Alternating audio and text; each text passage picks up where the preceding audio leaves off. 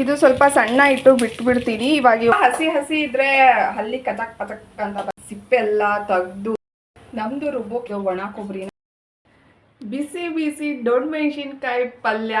ಇದು ಚಪಾತಿ, ರೊಟ್ಟಿ, ಅನ್ನಕ್ಕೆ ಪರ್ಫೆಕ್ಟ್ ಕಾಂಬಿನೇಷನ್ ಅಂತ ಹೇಳ್ಬೋದು. ಬನ್ನಿ ಹೇಗೆ ಮಾಡ್ಬೋದು ಅಂತ ತೋರಿಸ್ತೀನಿ. ಇಷ್ಟು ದೊಡ್ಡ ಮೆಣಸಿನ್ಕಾಯಿ ಅಂದರೆ ಜವಾರಿ ದೊಡ್ಡ ಮೆಣಸಿನ್ಕಾಯಿನ ಕ್ಲೀನಾಗಿ ನಾನು ಇವಾಗ ವಾಶ್ ಮಾಡ್ಕೊಂಡಿದ್ದೀನಿ. ಇದನ್ನು ಈ ಥರ ಸ್ವಲ್ಪ ಲೈಟಾಗಿ ಈ ಥರ ಹೀಗೆ ಕಟ್ ಮಾಡ್ಕೋಬೇಕು.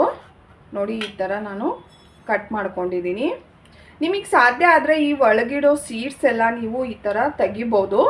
ಕೆಲವೊಬ್ರು ತೆಗಿತಾರೆ, ನಾನು ಮಾತ್ರ ಹಾಗೆ ಮಾಡ್ತೀನಿ. ಈ ಥರ ಪ್ರತಿಯೊಂದನ್ನು ಈ ಥರ ನಾವು ಕಟ್ ಮಾಡ್ಕೊಂಡು ಇಟ್ಕೋಬೇಕು. ನಾನು ಎಲ್ಲದನ್ನು ಈ ಥರ ಕಟ್ ಮಾಡಿ ಇಟ್ಕೊಂಡಿದ್ದೀನಿ. ಹಾಗೋ ಈ ಕ್ಯಾಪ್ಸಿಕಮ್ಮು ನೋಡಲಿಕ್ಕೆ ಎಷ್ಟು ಚೆನ್ನಾಗಿರುತ್ತೆ ಅಲ್ವಾ, ಗ್ರೀನಿಶ್ ಆಗಿ, ಡಾರ್ಕ್ ಗ್ರೀನಿಶು, ಇಷ್ಟಿಷ್ಟೇ. ಇದು ಪಲ್ಯ ನನ್ನ ಮಗಳಿಗಂತೂ ತುಂಬಾ ಇಷ್ಟ. ಅದಕ್ಕೆ ನಾನಿವತ್ತು ಕ್ಯಾಪ್ಸಿಕಮ್ ಮಾಡ್ತಾಯಿದ್ದೀನಿ.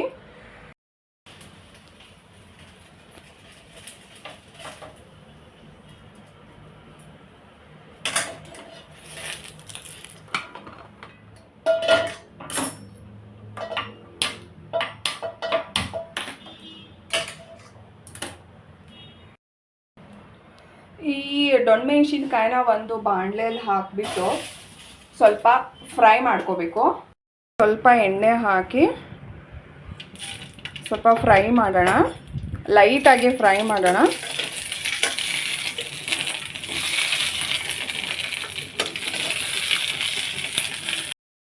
ಇದು ಸ್ವಲ್ಪ ಸಣ್ಣ ಇಟ್ಟು ಬಿಟ್ಬಿಡ್ತೀನಿ. ಇವಾಗ ಒಂದು ಕಡೆ ನಾನು ಮಸಾಲೆ ತೆಗಿತಾ ಇದ್ದೀನಿ.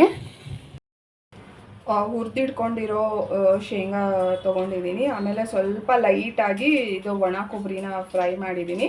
ಆಮೇಲೆ ಬೆಲ್ಲ ತೊಗೊಂಡಿದ್ದೀನಿ. ಬೆಲ್ಲ ಏನು ಮಿಕ್ಸಿಗೆ ಹಾಕೋದು ಬೇಡ, ಲಾಸ್ಟಿಗೆ ಹಾಕೋಣ. ಇವಾಗ ಸದ್ಯಕ್ಕೆ ನಾನು ಈ ಶೇಂಗಾ ಮತ್ತು ಈ ಒಣ ಕೊಬ್ಬರಿನ ಒಂದು ಮಿಕ್ಸಿ ಜಾರಲ್ಲಿ ಹಾಕ್ತಾಯಿದ್ದೀನಿ. ಒಂದು ಮಿಕ್ಸಿ ಜಾರ್ ತೊಗೊಂಡ್ಬಿಟ್ಟು ಅದಕ್ಕೆ ಸ್ವಲ್ಪ ಶೇಂಗಾ, ಸ್ವಲ್ಪ ಒಣ ಕೊಬ್ಬರಿನ ಹಾಕ್ತಾಯಿದ್ದೀನಿ. ಬೆಳ್ಳುಳ್ಳಿ, ಖಾರದ ಪುಡಿ, ಅರಶಿನ ಪುಡಿ ಮತ್ತು ಹವೇಸ್ ತೊಗೊಂಡಿದ್ದೀನಿ. ಇದನ್ನು ಎಲ್ಲ ಈ ಮಿಕ್ಸಿ ಜಾರಿಗೆ ಹಾಕಿಬಿಡೋಣ. ಸ್ವಲ್ಪ ಹುಣಸೆ ಹಣ್ಣನ್ನು ನೆನೆಸಿಟ್ಟಿದ್ದೀನಿ ಒಂದು 10 ನಿಮಿಷದ ಮೊದಲೇ. ಇವಾಗ ಈ ಮಿಕ್ಸಿ ಜಾರಲ್ಲಿ ಏನಿದೆ ಇದನ್ನೆಲ್ಲ ನಾವು ತರ್ತರಿಯಾಗಿ ರುಬ್ಕೋಬೇಕು. ಇಷ್ಟು ನೀರು ಹಾಕಿ ನಾನು ರುಬ್ಕೊಂಡಿದ್ದೀನಿ. ನಾನು ಎಳ್ಳು ಹಾಕೋದನ್ನು ಮರ್ತೋಗ್ಬಿಟ್ಟಿದ್ದೆ.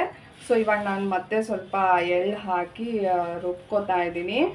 ಒಂದು 2 ಸ್ಪೂನ್ ಎಳ್ಳು ಹಾಕೋಬೋದು ನೀವು. ನೋಡಿ, ಈ ಥರ ಎಳ್ಳು ಹಾಕ್ತಾ ಇದ್ದೀನಿ. ನಮ್ಮದು ರುಬ್ಬೋ ಕೆಲಸ ಮುಗೀತು. ಎಷ್ಟು ಘಮ್ ಅಂತ ಇದೆ ಗೊತ್ತಾ?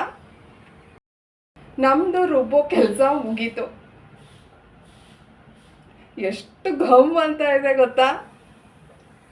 ಇವಾಗ ನಾನು ಇಷ್ಟು ಫ್ರೈ ಮಾಡ್ಕೊಂಡಿದ್ದೀನಿ. ನೀವಿಲ್ಲಿ ನೋಡ್ಬೋದು, ಕಾಣಿಸ್ತಾ ಇದೆ. ಇಷ್ಟು ಸಾಕು ಇದು ಪಲ್ಯ ಮಾಡಲಿಕ್ಕೆ. ಇವಾಗ ಇದಕ್ಕೆ ಮತ್ತೆ ನಾನು ಇದನ್ನೆಲ್ಲ ಈ ಥರ ಶಿಫ್ಟ್ ಮಾಡ್ತಾ ಇದ್ದೀನಿ. ಇದರಲ್ಲೇ ನಾನು ಈ ಬಾಣಲಿಯಲ್ಲೇ ನಾನು ಪಲ್ಯ ಮಾಡ್ಕೋತಾ ಇದ್ದೀನಿ. ನಮ್ಮ ಇವಾಗ ಅಡುಗೆಗೆ ಮೇನು ಪಿಲ್ಲರ್ಸ್ ಅಂದರೆ ಇದು ಈರುಳ್ಳಿ ಮತ್ತು ಟೊಮ್ಯಾಟೊ. ಇದು ಎಲ್ಲ ಅಡುಗೆಗೂ ಇದು ಮೇನ್ ಪಿಲ್ಲರ್ ಅಂತ ನನಗನ್ಸುತ್ತೆ. ಇದು ಎಲ್ಲ ಅಡುಗೆಗೂ ಬೇಕೇ ಬೇಕು. ಸೊ ಇದನ್ನು ಒಂದು ಸ್ವಲ್ಪ ಹೆಚ್ಕೊಂಡ್ಬಿಡೋಣ ಸಣ್ಣಗೆ. ಇದು ಸಿಪ್ಪೆ ತೆಗಿಯೋದಿದೆ ಅಲ್ಲ, ಅಡುಗೆ ಮಾಡೋದು, ಒಗ್ಗರಣೆ ಹಾಕೋದು ಎಲ್ಲ ಈಸಿ. ಇದು ಸಿಪ್ಪೆ ತೆಗಿಯೋದೇನಿದೆ ಅಲ್ಲ, ಇದು ಮಾಡಬೇಕಲ್ಲ. ನಾನು ಸಿಪ್ಪೆನ ಈ ಥರ ಒಂದು ಸಣ್ಣ ಒಂದು ಡಸ್ಟ್ಬಿನ್ ಮಾಡ್ಕೊಂಡಿರ್ತೀನಿ. ಇಲ್ಲಾಂದರೆ ಫುಲ್ಲು ಗ್ಯಾಸ್ ಕಟ್ಟೆ ಫುಲ್ಲು ಸಿಪ್ಪೆ ಆಗಿಬಿಡುತ್ತೆ. ಸಿಪ್ಪೆ ಎಲ್ಲ ತೆಗ್ದಿದ್ದೀನಿ. ಇಲ್ಲಿ ನೋಡಿ, ಈ ಥರ ಬ್ಲ್ಯಾಕ್ ಕಣ್ಣಲ್ಲೆಲ್ಲ ನೀರು ಬರ್ತಾಯಿದೆ.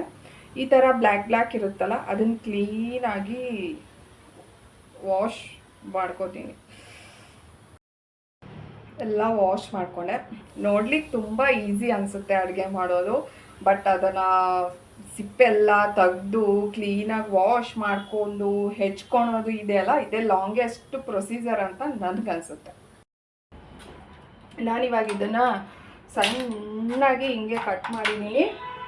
ಕಟ್ ಮಾಡೋಕ್ಕೂ ಮೊದಲೇ ಬಾಣಲಿ ಬಿಸಿ ಮಾಡೋಕ್ಕೆ ಇಟ್ಟಿದ್ದೆ. ಇವಾಗ ನಾನು ಆಯಿಲ್ ಹಾಕ್ತಾಯಿದ್ದೀನಿ. ಪಲ್ಯಕ್ಕೆ ಎಷ್ಟು ಬೇಕೋ ಅಷ್ಟು ಆಯಿಲ್ ಹಾಕ್ತಾಯಿದ್ದೀನಿ. ಇಷ್ಟು ಆಯಿಲ್ ಹಾಕ್ತಾಯಿದ್ದೀನಿ. ಇವಾಗ ಅದು ಎಣ್ಣೆ ಬಿಸಿ ಆಗ್ತಾ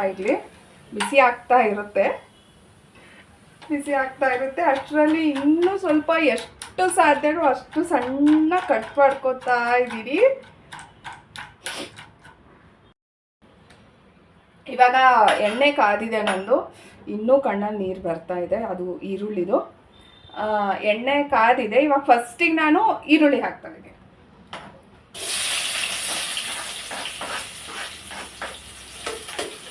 ಅದು ಸ್ವಲ್ಪ ಚೆನ್ನಾಗಿ ಫ್ರೈ ಆಗಬೇಕು. ಈರುಳ್ಳಿ ತುಂಬ ಹಸಿ ಇದ್ದರೆ ಹಲ್ಲಿ ಕಚಕ್ ಪಚಕ್ ಅಂತ ಬರುತ್ತೆ. ಸೊ ಸ್ವಲ್ಪ ಚೆನ್ನಾಗಿ ಫ್ರೈ ಮಾಡೋಣ. ಇವಾಗ ಈರುಳ್ಳಿ ಇಷ್ಟು ಫ್ರೈ ಆಗಿದೆ.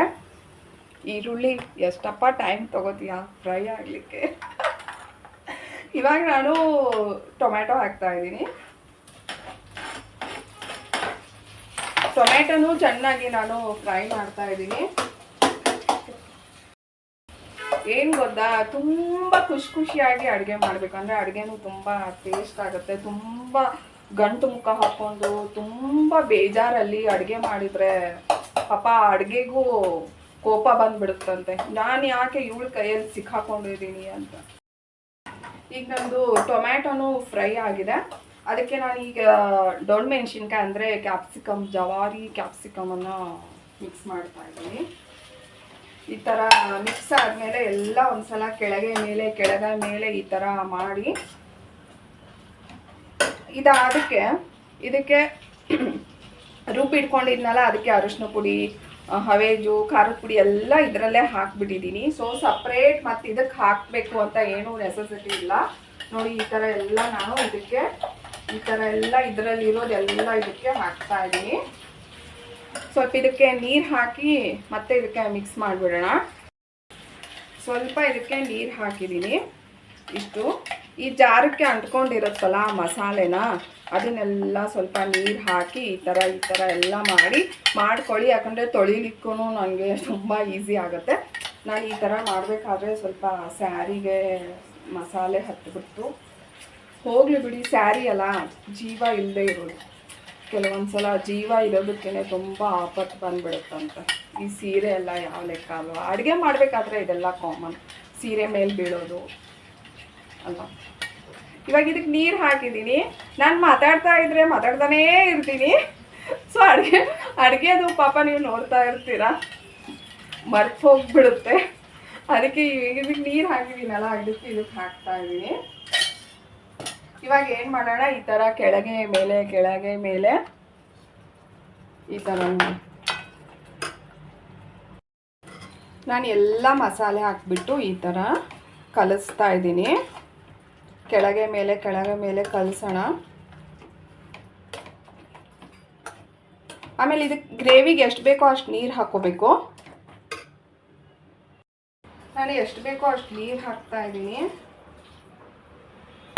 ಇದ್ರ ಕೆಲಸ ಮುಗೀತು. ಇವಾಗ ಸ್ವಲ್ಪ ಕ್ಲೋಸ್ ಮಾಡಿಬಿಟ್ಟು ಒಂದು 10-15 ನಿಮಿಷ ಕುದಿಸ್ಬಿಟ್ರೆ ಫಿನಿಶ್. ನೋಡಿ ಮಾತಾಡ್ತಾ ಮರ್ತು ಹೋಗ್ಬಿಟ್ಟೆ. ಈ ಹುಣಸೆ ಹಣ್ಣನ್ನು ಹಾಕಬೇಕು, ಆಮೇಲೆ ಬೆಲ್ಲ ಹಾಕಬೇಕು, ಉಪ್ಪು ಹಾಕಬೇಕು. ಈಗ ನಾವು ರುಚಿಗೆ ತಕ್ಕಷ್ಟು ಉಪ್ಪು ಹಾಕೋಣ. ಖಾಲಿಯಾಗಿ ನಾನು 15 ನಿಮಿಷ ಬಿಟ್ಟು ಆಫ್ ಮಾಡಿದೆ. ನೋಡಿ ಎಷ್ಟು ಚೆನ್ನಾಗಿ ಬಂದಿದೆ ಅಂತ ಹೇಳಿ. ನೀವು ಇದನ್ನು ಚಪಾತಿಗೆ, ರೊಟ್ಟಿಗೆ, ಅನ್ನಕ್ಕೆ ಯಾವುದಕ್ಕೆ ಬೇಕಾದರೂ ನೀವು ಇದನ್ನು ತಿನ್ಬೋದು. ನೋಡಿ ಅಲ್ವಾ, ಎಷ್ಟು ಚೆನ್ನಾಗಿ ಬಂದಿದೆ. ದೊಣ್ಣೆ ಮೆಣಸಿನ್ಕಾಯಿ ಪಲ್ಯ ಇದು ನಿಮಗೆ ಚಪಾತಿ, ರೊಟ್ಟಿ, ಅನ್ನಕ್ಕೆ ಎಲ್ಲದಕ್ಕೂ ಪರ್ಫೆಕ್ಟ್ ಕಾಂಬಿನೇಷನ್ ಅಂತ ಹೇಳ್ಬೋದು. ನೀವಿಲ್ಲಿ ನೋಡ್ಬೋದು. ಹಾಗಿದ್ರೆ ಬನ್ನಿ ಇದನ್ನು ಇವತ್ತು ಹೇಗೆ ಮಾಡೋದು ಅಂತ, ತುಂಬ ಈಸಿ ಆ್ಯಂಡ್ ಕ್ವಿಕ್ಕಾಗಿ ಹೇಗೆ ಮಾಡ್ಬೋದು ಅಂತ ತೋರಿಸ್ತೀನಿ.